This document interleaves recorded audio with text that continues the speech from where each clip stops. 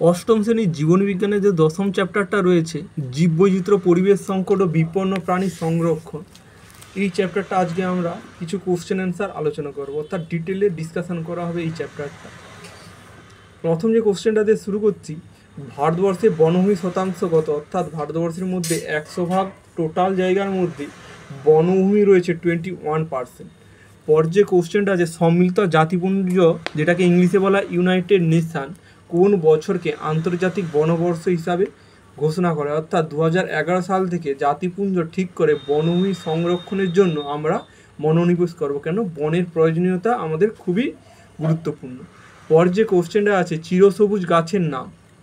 যে সকল গাছের পাতা সারা বছরই সবুজ থাকে, সেই সকল গাছকে আমরা চিরসবুজ গাছ বলবো। সেই চিরসবুজ গাছের উদাহরণ হবে শাল গাছ, বট গাছ, আম গাছ ইত্যাদি। পাতাঝরা গাছের নাম লিখো। অর্থাৎ যে গাছের পাতা বছরে একটা নির্দিষ্ট সময়ে ঝরে যায় তাদেরকে আমরা পাতাঝরা গাছ বলবো। যেমন উদাহরণ হবে কি, ওক, বার্চ, অর্জুন, শাল, আমলকি ইত্যাদি গাছ।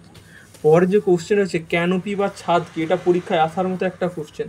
ক্যানোপি বা ছাদ, অর্থাৎ আমরা যদি উপর থেকে গাছদেরকে দেখি তাহলে মনে হবে সবুজ আস্তরণে পৃথিবীটা ঢাকা রয়েছে। মোদ্দা কথা হচ্ছে পৃথিবী নয়, গাছের যে উপরে সবুজ স্তর, এই গাছের উপরে সবুজ স্তরকে আমরা ক্যানোপি বা ছাদ বলবো। তারপরে দুটা হচ্ছে ওয়ান লাইনার কোশ্চেন আছে, পৃথিবীতে মোট স্থলভাগের কত শতাংশ বনে ঢাকা থাকে? না, 3 ভাগের মধ্যে 1 ভাগ হচ্ছে বনে ঢাকা থাকে। তারপরে আবার একটা শর্ট কোশ্চেন আছে, তারপরের কোশ্চেনটায় চলে যাচ্ছি, পশ্চিমবঙ্গের প্রধান 2টি বনাঞ্চলের নাম লেখো। পশ্চিমবঙ্গে মেনলি 2টা বনাঞ্চল দেখা যায়, একটা হচ্ছে উত্তরবঙ্গের বনভূমি আর হচ্ছে সুন্দরবনের যে ম্যানগ্রোভ অরণ্য, এই 2 অরণ্য দেখা যায় পশ্চিমবঙ্গে। পরে যে কোশ্চেনটা রয়েছে, উত্তরবঙ্গের ডুয়ার্স ও টরাইস অঞ্চলে স্বাভাবিক উদ্ভিদের নাম কি? তরাই ডুয়ার্স হচ্ছে প্রাকৃতিক পরিবেশের জন্য খুবই বিখ্যাত। এখানে দেখা যায় শাল, সেগুন, পাইন, রোডোডেন্ড্রন ইত্যাদি গাছ দেখা যায় উত্তরবঙ্গের ডুয়ার্স অঞ্চলে। পর যে কোশ্চেন হচ্ছে, কেল্প কি? কেল্প হচ্ছে সামুদ্রিক শ্যাওলাকে আমরা কেল্প বলবো। তারপরে কোশ্চেন, সামুদ্রিক অমেরুদণ্ডী প্রাণীর নাম লেখো। অর্থাৎ যে সকল হচ্ছে সামুদ্রিক জীব যাদের দেহ হচ্ছে শক্ত, ভাটিব্রা বা মেরুদণ্ড থাকে না, সেই সকল প্রাণীদেরকে আমরা সামুদ্রিক অমেরুদণ্ডী প্রাণী বলবো। যেমন জেলিফিশ, সাগর কুসুম, চিংড়ি, অক্টোপাস, তারা মাছ, স্কুইড। এই স্কুইডটা পরবর্তীকালে আমরা পড়বো, বায়োলুমিনেসেন্স জীবের উদাহরণ হবে। তাহলে এইগুলো হচ্ছে সামুদ্রিক অমেরুদণ্ডী প্রাণী। তারপরে কোশ্চেন ভীষণই ভাইটাল, বায়োলুমিনেসেন্স কি? কিছু সামুদ্রিক জীব আছে যারা হচ্ছে সমুদ্রের অনেক গভীরে বসবাস করে, যেমন আমরা স্কুইড। এই স্কুইডের দেহে একটা রঞ্জক পদার্থ থাকে যেটার নাম হচ্ছে লুসিফারেন, এবং যা উৎসেচক লুসিফারেজের সঙ্গে বিক্রিয়া করে ঠান্ডা আলো উৎপন্ন করতে পারে। এইটাকেই বলা হয় বায়োলুমিনেসেন্স জীব। এই বায়োলুমিনেসেন্স জীবের গুরুত্ব কি? না, আলো, নিজের দেহে আলো তৈরি করতে পারে বলে সহজে শিকার গ্রহণ ও কোনো প্রাণীকে সহজে শিকার করতে পারে। এই যে বায়োলুমিনেসেন্স কি, বায়োলুমিনেসেন্সের গুরুত্ব এবং বায়োলুমিনেসেন্স জীব কাকে বলে অলরেডি বলে দিয়েছি। ফাইটোপ্ল্যাঙ্কটন আর জুপ্ল্যাঙ্কটন কাকে বলে? না, জলচর উদ্ভিদকে বলা হয় ফাইটোপ্ল্যাঙ্কটন এবং জলচর প্রাণীকে বলা হয় জুপ্ল্যাঙ্কটন। শর্ট আকারে বলে দিয়েছি, বাট লেখা আছে ডিটেলসে। পর যে কোশ্চেনটা রয়েছে, ফুলের পাপড়ির মতো উপাঙ্গ রয়েছে কোন সামুদ্রিক জীবে? ফুলের পাপড়ির মতো উপাঙ্গ রয়েছে সাগর কুসুম। সাগর কুসুম হচ্ছে সমুদ্রে ফুলের পাপড়ির মতো উপাঙ্গ রয়েছে। পরের যে কোশ্চেনটা রয়েছে, হাঁসের পালকের মতো দেখতে সামুদ্রিক জীবের নাম কি? না, সাগর কলম হবে রাইট অ্যান্সার। পরের কোশ্চেনটা রয়েছে, কোন অক্টোপাস মানুষের পক্ষে খুবই প্রাণঘাতী? ব্লু রিং অক্টোপাস মানুষের ক্ষেত্রে খুবই হার্মফুল। পরের যে কোশ্চেনটা রয়েছে, স্কুইডের বাহুর সংখ্যা কয়টা? এটা স্কুইড হচ্ছে বায়োলুমিনেসেন্স জীব, যেটার বাহুর সংখ্যা হচ্ছে 10টা। পরের কোশ্চেনটা রয়েছে, কোন সামুদ্রিক প্রাণী পচা দেহ সমুদ্রে ফেনা হিসাবে বিক্রি? সামুদ্রিক ফেনা থেকে আমরা বিভিন্ন সুগন্ধি দ্রব্য তৈরি করতে পারি, উদাহরণ হিসেবে কাটল ফিশ। পরের যে কোশ্চেন রয়েছে, কার্টিলেজ কি? না, কিছু কিছু মাছের হাড়গুলো শক্ত হয় এবং কিছু কিছু মাছের হাড় নরম হয়। এই নরম অস্থিযুক্ত মাছদের আমরা কার্টিলেজ বলবো। তারপরের কোশ্চেন হচ্ছে, সাইক্লয়েড আঁশ আর প্ল্যাকয়েড আঁশ কি? সাইক্লয়েড হচ্ছে বড় বড় আঁশকে আমরা সাইক্লোয়েড আঁশ বলবো, এবং ছোট ছোট আঁশ যেগুলো মেনলি হচ্ছে হাঙরে দেখতে পাওয়া যায় তাদেরকে আমরা প্ল্যাকোয়েড আঁশ বলবো। পরের যে কোশ্চেনটা হচ্ছে তারা মাছ। তারা মাছের বাহুর সংখ্যা স্টারের মতো দেখতে হয়, 5টা বাহু, এবং প্রতিটি বাহুর মাঝখান দিয়ে হচ্ছে নালীপথ বিস্তৃত রয়েছে। এই নালীপথের কাজ হবে তারা মাছকে গমনে সাহায্য করা এবং কি খাদ্য সংগ্রহ করতে সাহায্য করে নালীপথ, তাই তো। লাইক করো। পরের যে কোশ্চেনটা রয়েছে অ্যালগাল ব্লুম কি না, রাসায়নিক সার যদি জলে মিশে তাহলে রাসায়নিক সারের মধ্যে যে জৈব উপাদানগুলো আছে সেগুলোর সাহায্যে কী হয়, জলে যে উদ্ভিদ সেগুলো অত্যাধিক মাত্রায় বেড়ে ওঠে। জলে উদ্ভিদ যদি বেশি মাত্রায় হয়ে যায় তাহলে কি হয়, তারা শ্বসনের জন্য প্রয়োজনীয় অক্সিজেন জলে দ্রবীভূত অক্সিজেনটা রয়েছে সেখান থেকে কি সংগ্রহ করে, এবং এর ফলে কি হয়, জলের মধ্যে অক্সিজেনের অভাব দেখা দেয়। এর ফলে কি হয়, জলে বসবাসকারী প্রাণী এদের শ্বাসকার্যে অসুবিধা হবে। এটাই হচ্ছে অ্যালগাল ব্লুম, অর্থাৎ জলে যদি প্রচুর মাত্রায় উদ্ভিদ বা শ্যাওলা বেড়ে যায় এটাকে আমরা অ্যালগাল ব্লুম বলবো। তারপরে হচ্ছে মরু অঞ্চলের জীবজগৎ সম্বন্ধে আমরা স্টাডি করব। পরের কোশ্চেনটা, প্রথম যে কোশ্চেনটা আছে গরম মরুভূমির নাম কি না, গরম মরুভূমি আমরা দুটি পেয়ে থাকি, একটা হচ্ছে সাহারা মরুভূমি, 2 হচ্ছে থর মরুভূমি। গরম মরুভূমির মানে পাশাপাশি আমরা ঠান্ডা মরুভূমির নাম জেনে নেব। ঠান্ডা মরুভূমি হবে গোবি মরুভূমি। পরে যে কোশ্চেনটা রয়েছে মরু অঞ্চলে উদ্ভিদের বৈশিষ্ট্য কী না, মেরু অঞ্চলে উদ্ভিদের পাতায় মোম জাতীয় আস্তরণ যেটাকে কিউটিকল বলবো সেটা থাকে। এর ফলে কি হয়, মানে অত্যাধিক জল যাতে বাষ্পমোচনের সাহায্যে কাণ্ড ও পাতার মধ্য দিয়ে না বেরিয়ে যায়। পাতা থাকলে বাষ্পমোচনের হার বেশি, এই জন্য কি হয়, মরু উদ্ভিদের পাতাগুলা কাঁটায় রূপান্তরিত হয়েছে। যেহেতু মরুভূমিতে জল না থাকার জন্য মূলগুলা জল খোঁজার আশায় প্রচুর গভীর পর্যন্ত যেতে হয়।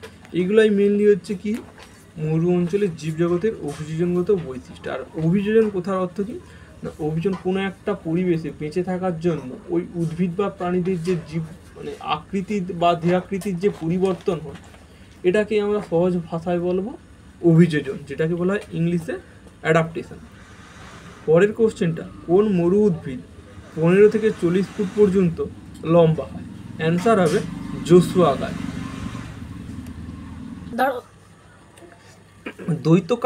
দৈত্যকার ক্যাকটাস নামে পরিচিত কোন মরু উদ্ভিদ?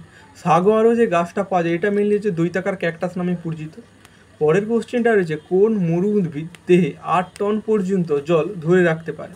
অ্যান্সার হবে সাগুয়ারো গাছ। পরের কোশ্চেনটা রয়েছে মরুভূমির বালিয়াড়িকে রক্ষা করে কোন মরু উদ্ভিদ? মসকুইটো গাছ। পরের কোশ্চেন হচ্ছে কোন মরু উদ্ভিদ মূলে খাদ্য সঞ্চিত থাকে না, ক্যাকটাসের মূলে মেনলি খাদ্য সঞ্চিত থাকে।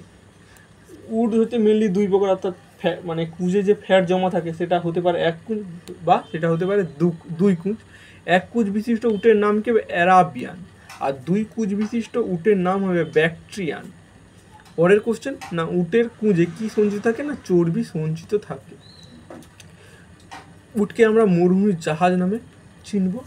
এই উটের কিছু অভিযোজনগত বৈশিষ্ট্য, পায়ের দৈর্ঘ্যগুলি লম্বা হয় যা উত্তপ্ত গরম বালি থেকে তার শরীরকে শীতল রাখে। পরের যে অভিযোজনগত বৈশিষ্ট্য, চোখের লোমগুলি তুলনামূলকভাবে বড় হয় যার ফলে কী হয়, বালির ঝড় থেকে তার চোখকে রক্ষা করবে। এছাড়াও যাতে না ঘামের মাধ্যমে অত্যাধিক জল বাইরে বেরিয়ে না যায় সেই জন্য ঘর্মগ্রন্থির সংখ্যা খুবই কম থাকে উটে। তারপর হচ্ছে এস্টিভেশন, যেটাকে আমরা বলবো গরমের ঘুম, আর একটা আছে হাইবারনেশন বা যেটাকে বলবো শীত ঘুম। এস্টিভেশন হয় মেনলি হচ্ছে মরুভূমিতে যারা বসবাস করে তারা কি হয়, যখন সূর্য উঠবে এই প্রচণ্ড উত্তাপে তারা খাদ্য গ্রহণ করতে মানে খাদ্য খুঁজতে বের হয় না, তারা ওই সময় কি হয়, বালির নিচে জড় অবস্থায় জীবনযাপন করে। বাট সূর্যাস্তের পর অর্থাৎ রাত্রির সময় তারা কি করে, যাবতীয় খাদ্য খোঁজা খাদ্য গ্রহণ করে আবার সূর্য উদয়ের আগে কি হয়, বালির নিচে চলে যায়। অর্থাৎ সূর্য যতক্ষণ থাকবে ততক্ষণ পর্যন্ত তারা বালির নিচে জীবনযাপন করবে। এই রকম অবস্থাকে আমরা এস্টিভেশন বা গ্রীষ্মঘুম বলব। আর হাইবারনেশন বা শীতঘুম কাকে বলে? কিছু কিছু শীতল প্রাণীর রক্ত, যেমন ব্যাঙ, সাপ, এরা কি হয় শীতল প্রাণীর রক্ত। যদি তাপমাত্রা কমে যায় তাহলে এদের রক্ত শীতল থাকার জন্য কি আরও শীতল হয়ে যাবে শীতকাল পড়ার জন্য, এর ফলে এরা মারা যাবে। এই জন্য এরা কী হয় শীতকালে কোনো গর্তের মধ্যে নিষ্ক্রিয়ভাবে জীবনযাপন করে। এই প্রকার ঘুমকে বলা হয় হাইবারনেশন বা শীতঘুম, যেটা মেনলি সরীসৃপ প্রাণীদের ক্ষেত্রে এই হাইবারনেশন বা শীতঘুমটা দেখা যায়।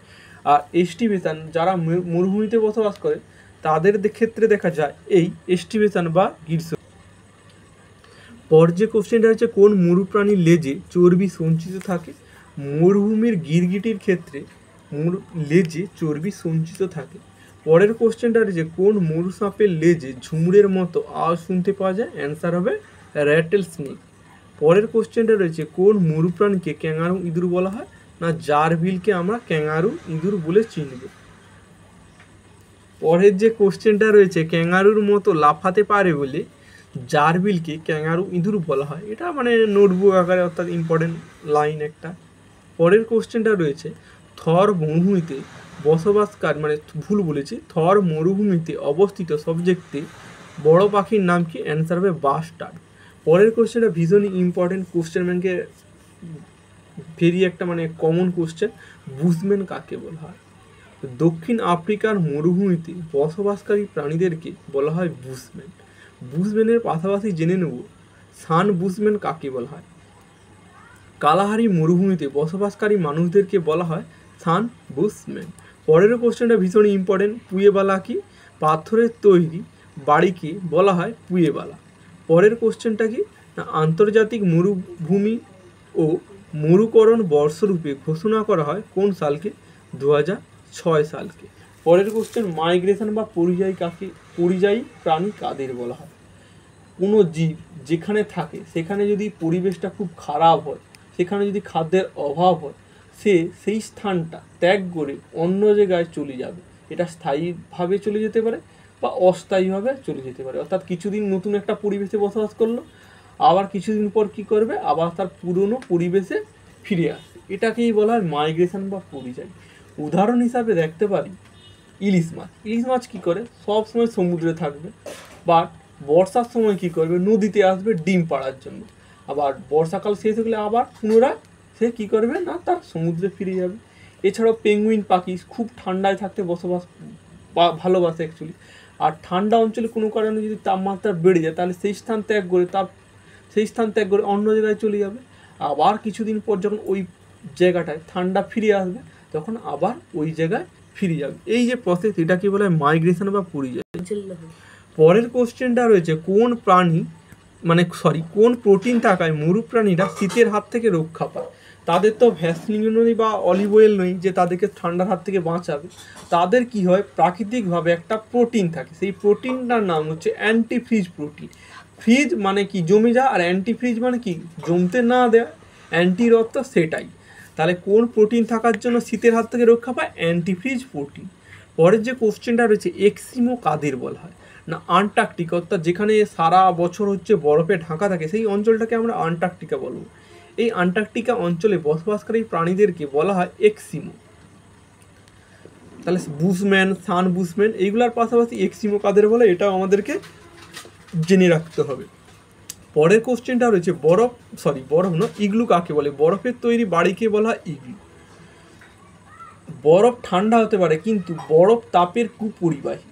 বরফের মধ্যে আমরা যদি থাকি তাহলে বরফ কি? তাপের কুপরিবাহী। বরফ কী করে? বাইরের যে শীতল ঠান্ডাটাকে ওই তাঁবুটার মধ্যে, অর্থাৎ বরফের তৈরি যে বাড়ি, অর্থাৎ বাড়িটার ভিতরে ঠান্ডা আসতে দিবেন। ফলে কী হবে? বরফের তৈরি বাড়ির মধ্যেই কী হবে? ঘরটা গরম থাকবে। এটাকেই বলা হয় ইগলু। পরের কোশ্চেনটা রয়েছে পেঙ্গুইনরা পৃথিবীর কোন অঞ্চলে বসবাস করে? পেঙ্গুইনরা মেনলি হচ্ছে দক্ষিণ মেরুতে থাকে, আর মেরু ভাল্লুক এগুলা কোথায় থাকে? না, উত্তর মেরুতে বসবাস করে।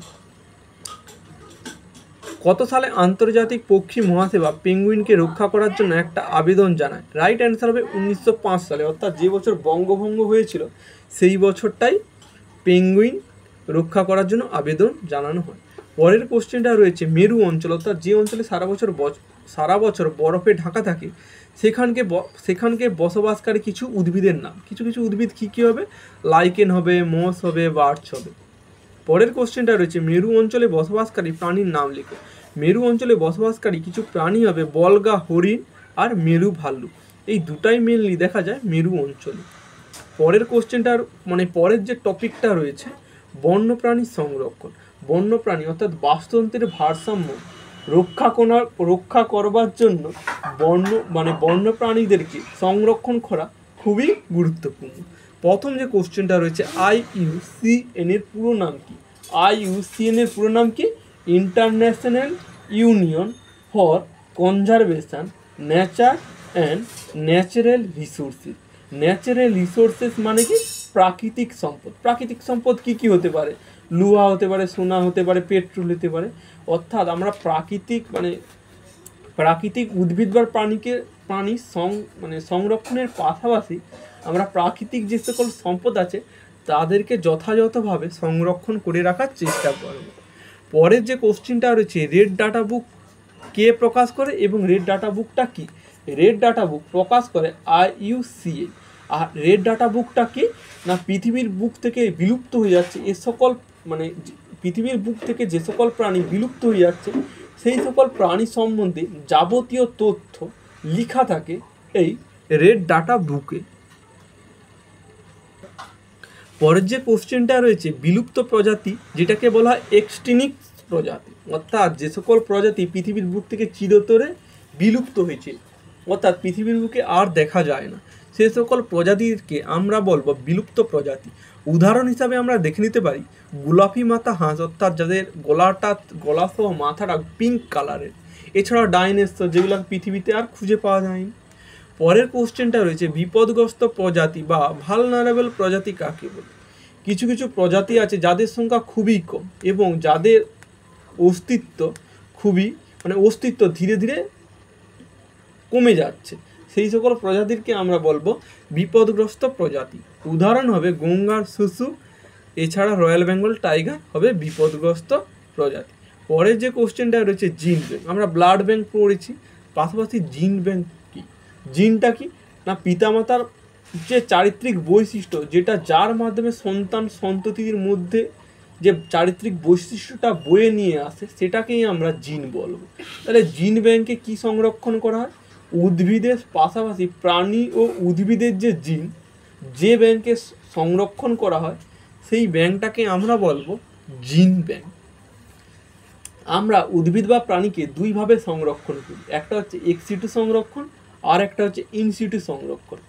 এক্সিটু সংরক্ষণ আগে বলতেছি। এক্সিটু সংরক্ষণে কী হয়, কোনো একটা প্রাণী যার যে স্বাভাবিক বাসস্থান, সেই স্বাভাবিক বাসস্থান থেকে সেই প্রাণীটাকে এনে অন্য একটা জায়গায় যদি সংরক্ষণ করা হয়, অর্থাৎ কৃত্রিমভাবে যদি সংরক্ষণ করা হয়, সেই সংরক্ষণকে আমরা বলবো এক্সিটু সংরক্ষণ। যেমন সামুদ্রিক যে রঙিন রঙিন মাছ, সেই মাছগুলোকে কি করি, সমুদ্র থেকে অন্য জায়গায় এনে, অর্থাৎ আমরা বাড়ির মধ্যে একটা কৃত্রিমভাবে কি সংরক্ষণ করতেছি, এই প্রকার সংরক্ষণকে বলবো এক্সিটু সংরক্ষণ। তাছাড়াও আমরা চিড়িয়াখানার উদাহরণ নিতে পারি। চিড়িয়াখানায় কী হয়, বাইরে থেকে একটা বন জঙ্গলে উদ্ভিদ বা প্রাণীকে বন জঙ্গলে একটা প্রাণীকে একটা তার জালির মধ্যে চিড়িয়াখানায় রেখে সংরক্ষণ করা হয়। অর্থাৎ চিড়িয়াখানা আর অ্যাকোরিয়াম এই দুটা হবে এক্সিটু সংরক্ষণের উদাহরণ। পরের যে সংরক্ষণটা আছে ইনসিটু সংরক্ষণ। ইনসিটু সংরক্ষণ কাকে বলে? যখন প্রাণীকে তার স্বাভাবিক পরিবেশের মধ্যে রেখেই সংরক্ষণ করা হবে তাকে বলা হয় ইনসিটু সংরক্ষণ। অর্থাৎ প্রাণীটা যেখানে জন্মেছে সেখানে রেখেই তাদেরকে সংরক্ষণ করা হয়, সেই প্রকার সংরক্ষণকে বলা হয় ইনসিটু সংরক্ষণ। যেমন রয়্যাল বেঙ্গল টাইগারের জন্ম হচ্ছে সুন্দরবন, অর্থাৎ সুন্দরবনে রয়্যাল বেঙ্গলকে রেখে ওখানেই সংরক্ষণ করা হয়, এই প্রকার সংরক্ষণকে বলা হয় ইনসিটু সংরক্ষণ। ইনসিটু সংরক্ষণের উদাহরণ, এক্সিটু সংরক্ষণের উদাহরণ আমরা পড়েছি চিড়িয়াখানা, অ্যাকোরিয়াম। সেরকম ইনসিটু সংরক্ষণের উদাহরণ হবে অভয়ারণ্য, ন্যাশনাল পার্ক, বায়োস্ফিয়ার রিজার্ভ।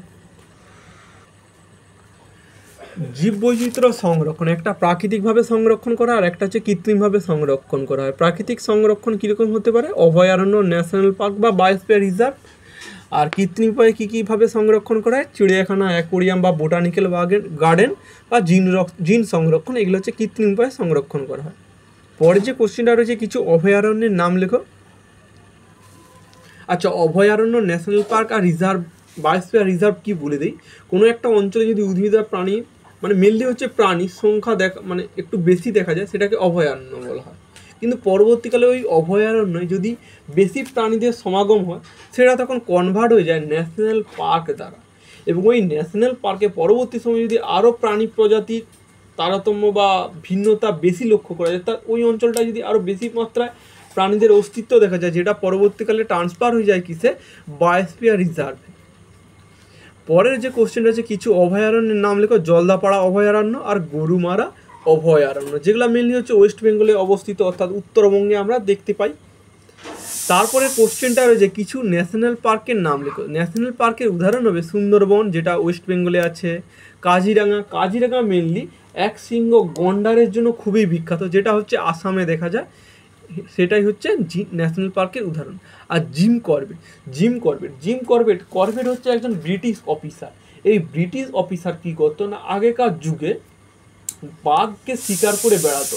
কেন? আগেকার যুগে তো মানে বাঘকে সংরক্ষণ করার জন্য কোনো ব্যবস্থা নেই, বাঘ যেখানে সেখানে হানা দিয়ে মানুষের প্রাণ কেড়ে নিত। জিম করবেট বলে একজন ব্রিটিশ অফিসার ছিল। উনি কী করতো না, বন্দুকের সাহায্যে সেই সব স্থানীয় এলাকা থেকে বাঘ শিকার করত। কিন্তু উনি পরবর্তীকালে জানতে পারলো বাস্তুতন্ত্রের বাঘেদেরও গুরুত্বপূর্ণ ভূমিকা রয়েছে। পরবর্তীকালে আগে ছিল বাঘ মাত্র, কিন্তু জিম করবেট পরবর্তীকালে বাঘকে সংরক্ষণ করার জন্য খুবই তৎপর হয়ে ওঠে। তারই নাম অনুসারে প্রথম ভারতবর্ষে যে ন্যাশনাল পার্কটা খোলা হয়, তার নাম হচ্ছে জিম করবেট ন্যাশনাল পার্ক। এটাই হচ্ছে ভারতবর্ষের বুকে প্রথম ন্যাশনাল পার্ক। এই ন্যাশনাল পার্কটা কোথায় আছে না, উত্তরাখণ্ডে, অর্থাৎ যেখানে কেদারনাথ, বদ্রীনাথের যে মন্দির দেখা যায়, সেই রাজ্যের মধ্যেই আছে জিম করবেট ন্যাশনাল পার্ক। তাহলে আই থিঙ্ক এত কিছু বলার উদ্দেশ্য এটাই, যাতে নামটা মনে থাকে। আচ্ছা, কেবুল লামজো ন্যাশনাল পার্ক, যা হচ্ছে মণিপুর রাজ্যে অবস্থিত। এই যে ন্যাশনাল পার্ক, এটাই হচ্ছে খুবই ইম্পর্টেন্ট। আমরা সব ন্যাশনাল পার্ক স্থলভূমিতে দেখতে পাই, কিন্তু কেবুল লামজো ন্যাশনাল পার্ক এটা এমন একটা পার্ক যেটা জলের উপর ভেসে রয়েছে, অর্থাৎ বিশাল বড় জলাশয়, যার উপর কি হয়, বিভিন্ন গাছ মানে ঘাসের চাঙড় ভেসে থাকে। এই ঘাসের উপর দিয়ে চলাফেরা করে বিভিন্ন বন্যপ্রাণী।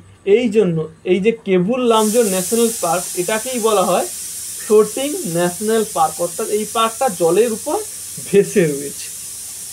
পরের কোশ্চেনটা রয়েছে কি, বসুন্ধরা শীর্ষ সম্মেলন কবে এবং কোথায় হয়? বসুন্ধরা শীর্ষ সম্মেলন হয়েছিল 1992 সালে, এবং কোথায় হয়েছিল? রিও ডি জেনিরোতে হয়েছিল।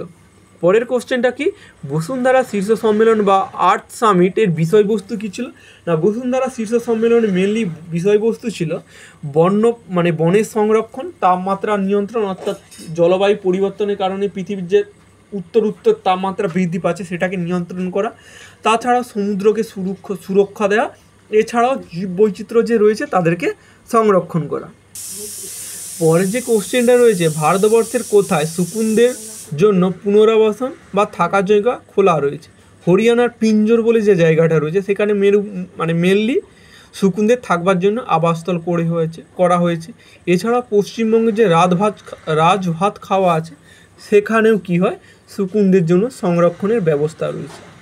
পরের যে লাইনটা মনে রাখতে হবে, গরু ও মোষদের ঔষধ হিসাবে ডাইক্লোফেনাকে ব্যবহার করা হয়, যা শকুন ভক্ষণ করলে শকুনদের বৃক্ক ক্ষতি হতে পারে। পরের কোশ্চেনটা রয়েছে কি, পশ্চিমবঙ্গের জাতীয় পশুর নাম কি? মেছো বিড়াল। এছাড়া ভারতবর্ষের যে জাতীয় পশু সেটা আমরা সকলেই জানি, বাঘ। গঙ্গা শুশুকের কোনো চোখ থাকে না, এদের একটা ডরসাল বর্ষা নামক অঙ্গ থাকে, যার সাহায্যে শব্দ তৈরি করে এবং সামনে কোনো অস্তিত্ব বা বাধা আছে নাকি তা বুঝতে পারে। এই কোশ্চেনটা খুবই ইম্পর্টেন্ট, ডরসাল বর্ষা, এই অঙ্গটা খুবই ইম্পর্টেন্ট। ডরসাল বর্ষা কি হয়, হাঁসের যেমন ছোট্ট একটা চঞ্চুর মতো আছে, গঙ্গা শুশুকে একটা বড় মুখের সামনে একটা উপাঙ্গ রয়েছে, মানে হাঁসের যেমন ছোট বা গঙ্গা শুশুকে একটা বড় মুখ উপাঙ্গ রয়েছে, এটাকেই বলা হয় ডরসাল বর্ষা, সরি ভুল বলেছি, ডরসাল সেটা মানে হাঁসের যে মুখের উপাঙ্গ রয়েছে, মানে হাঁসের মতো দেখতে গঙ্গা শুশুকের যে বড় একটা মুখ উপাঙ্গ রয়েছে সেটাকে বলা হয় রস্ট্রাম। বা ডরসাল পর্সা কি হয়, এটা একটা অঙ্গ যার সাহায্যে একটা বিশেষ প্রকার শব্দ তৈরি করতে পারে, যেটা আমরা পরবর্তীকালে আসছি। পরীক্ষায় কোশ্চেন কী কী থাকবে, রস্ট্রাম কি, অর্থাৎ গঙ্গা শুশুকে যে লম্বা নাকের মতো অংশ থাকে এটাকে বলা হয় রস্ট্রাম। কোশ্চেন এভাবে আসতে পারে, ডরসাল বর্ষা নামক অঙ্গ কাদের দেখা যায় না গঙ্গা শুশুকের দেখা যায়। পরের কোশ্চেন কি, ইকোলোকেশন কাকে বলে। কিছু কিছু প্রাণী আছে এরা কি হয় চোখের সাহায্যে দেখতে পায় না, তাহলে এরা রাস্তা কীভাবে দিক নির্ণয় করতে পারে, অর্থাৎ কোথাও বাধা আছে না নেই এটা বুঝতে পারে কি করে, এরা কি করে মুখের সাহায্যে একটা ভীষণ তীক্ষ্ণ শব্দ উৎপন্ন করে, সেই শব্দটা আমরা শুনতে পাই না। এই শব্দটা কী হয়, সামনে যদি কোথাও বাধা যদি থাকে সেই বাধায় সেই শব্দটা প্রতিফলিত হয়ে যে প্রাণীটা সৃষ্টি করেছে এই শব্দটা তার কানে এসে পৌঁছায় এবং সেই শব্দ শুনে বুঝতে পেরে যায় তার গতিপথে কোনো বাধা আছে না নেই। এভাবেই শব্দর সাহায্যে অর্থাৎ শব্দের প্রতিধ্বনিকে শুনে মানে রাস্তা তৈরি করতে পারে। এই যে শব্দটা তৈরি করে এটাকেই বলা ইকোলোকেশন। পরের কোশ্চেনটা কি না, কেরাটিনের মানে খড়গ মানে গন্ডারের খড়গ কী দিয়ে তৈরি, আমাদের চুল নখ এগুলা কী দিয়ে তৈরি না কেরাটিন নামক প্রোটিন দিয়ে তৈরি। সেই রকমই গন্ডারের যে খড়গ এটা কেরাটিন দিয়ে তৈরি হয়। পরের যে কোশ্চেনটা রয়েছে এটা হচ্ছে এই চ্যাপ্টারের শেষ কোশ্চেন, কোন ন্যাশনাল পার্কে গন্ডার সংরক্ষণ করা হয়। পশ্চিমবঙ্গের জলদাপাড়া ও গরুমারা অভয়ারণ্য রয়েছে, এখানে গন্ডার সংরক্ষণ করা হয়। আজকের ক্লাসটা ছিল এতটাই। লাইক করো, সাবস্ক্রাইব করে দাও।